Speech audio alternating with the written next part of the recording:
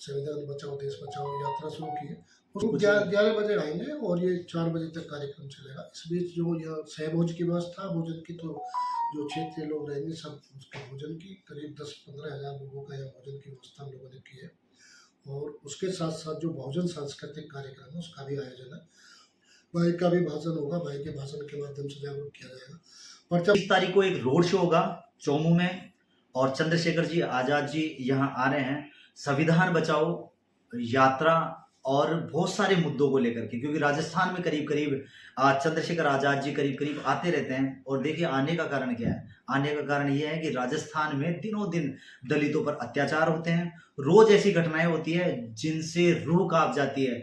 ऐसे बहुत से मैटर्स हुए हैं जिनको लेकर के चंद्रशेखर आजाद जी यहाँ आवाज उठाने आते हैं और कांग्रेस सरकार हमेशा या तो उनको डिटेन करती है या उनको उठा करके जेल में डाल देती है। फिर भी चंद्रशेखर आजाद जी आ रहे हैं। सत्यपाल चौधरी जी हैं प्रभारी राजस्थान से आजाद समाज पार्टी से। दोस्तों, जैसा कि राजस्थान में दिनों दिन रोज कहीं ना कहीं ऐसे अत्याचार की घटनाएं हमारे सामने आती है, बहुत सारे मुद्दे राजस्थान में हो चुके हैं। सत्यपाल चौधरी जी, आपका बहुत बहुत स्वागत। ये जो प्रोग्राम है, ये जो पंपलेट्स हैं, मैंने मार्केट में भी देखे हैं, बहुत जगह देखे हैं, आपके स्टिकर्स वगैरह, ये इनके बारे में क्या मतलब है? ये पंपलेट तो दरअसल मेरा परिचय है। अच्छा। कि अभी तक, और इसे मैं यहाँ चौमू विधानसभा क्षेत्र में करना चाहता हूँ, सबको जो भी लोग राजनीति में हैं और खासकर चुनावी राजनीति में हैं, उन सबको अपना परिचय जनता को देना चाहिए। अच्छा अच्छा। कि उन्होंने अभी तक राजनीति में क्या किया, जनता के लिए क्या संघर्ष किया। जैसे कि मैं अपना दूँ तो मैं LLB हूँ, मैं 13 बार जेल गया हूँ, 18 मुकदमे हैं जनता के संघर्ष को लेकर। मैंने तत्कालीन गृह मंत्री के घर पे अपने जाट समाज के अधिकारों की मांग को लेकर वो आधा घंटा तक कब्जा करके रखा, और मुकदमा अभी तक भी चला, उसमें बरी हुए। और आगे क्या मेरा विजन है, क्या मैं यहाँ क्षेत्र के लिए और समाज के लिए राजनीति में किस लिए हूँ, वो सारी चीज़ें मैं बताना चाहता हूँ यहाँ की चौमू की जनता को। तो और जो लोग हैं, जो संभावित प्रत्याशी हैं, चुनाव लड़ने वाले साथी हैं, उनको भी अपने संघर्ष के बारे में बताना चाहिए, अपनी एजुकेशन के बारे में बताना चाहिए। उन्हें भी उनका क्या विजन है, क्यों चुनाव लड़ना चाहते हैं, उनका मकसद क्या है चुनाव लड़ने का, क्या यह क्षेत्र की जनता के लिए वो करेंगे, वो सारी चीज़ें। जैसे कि मैं रोजगार पर फोकस करूँगा, जैसे कि यहाँ पे जो मुख्यालय है वो चौमू की विधानसभा के क्षेत्र के लोगों का, जो जयपुर ग्रामीण का जिला मुख्यालय है वो जयपुर में है, तो यहाँ से बड़ा किराया भाड़ा खर्च करके पूरा समय दिन उनका लग जाता है। तो हमारी मांग रहेगी कि वो जिला मुख्यालय यहीं होना चाहिए।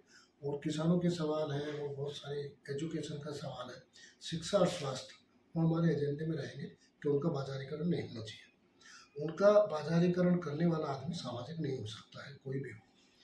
तो शिक्षा भारत के संविधान के मुताबिक वो फ्री मिलनी चाहिए, स्वास्थ्य फ्री मिलना चाहिए।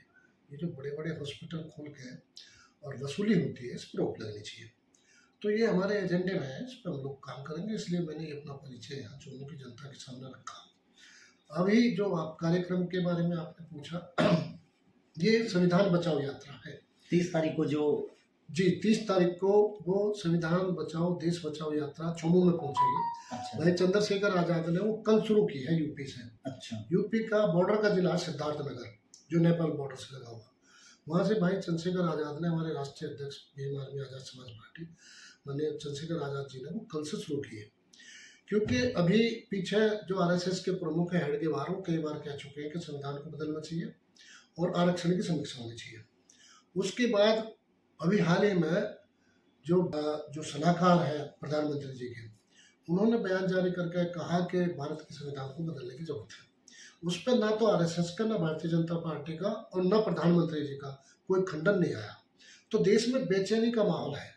जो भारत के संविधान में यकीन करते हैं इस देश के लोग, SC ST OBC और माइनॉरिटी के लोग, उन लोगों में बेचैनी है कि भारत का संविधान बदल गया तो जितनी कुर्बानी देने के बाद बाबा साहब डॉक्टर भीमराव अम्बेडकर ने खासकर महिलाओं को और जो वंचित समाज के लोग हैं, उनको जो अधिकार दिलाया, जिंदगी सर्वसम्मान जिंदगी जीने का हक दिलाया, वो छीनने वाला।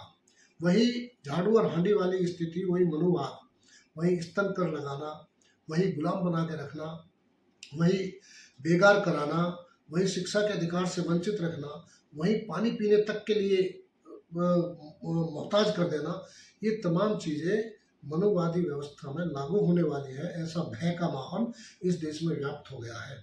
इसलिए ये यात्रा माननीय राष्ट्रीय अध्यक्ष चंद्रशेखर आज़ाद ने शुरू की है, जो उत्तर प्रदेश के बाद मध्य प्रदेश में जाएगी, संविधान बचाओ देश बचाओ यात्रा, और मध्य प्रदेश के बाद वो राजस्थान में आने वाली है।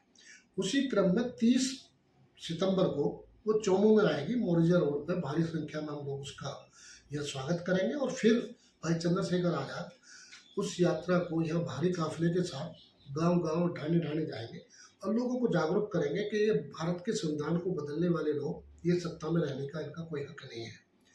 तो ये कार्यक्रम है। उसके बाद यहाँ जो जहाँ आप बैठे हैं, तो मैंने ये निश्चय किया था कि भाई भरतपुर मेरे लिए बहुत दूर पड़ता है जहाँ मैं रहने वाला हूँ, तो इसलिए यहाँ ये कार्यालय मैंने लिया है और इसके ऊपर ही रहने की व्यवस्था ली है। यहाँ मैं पिछले 7 साल से राजस्थान में हूँ।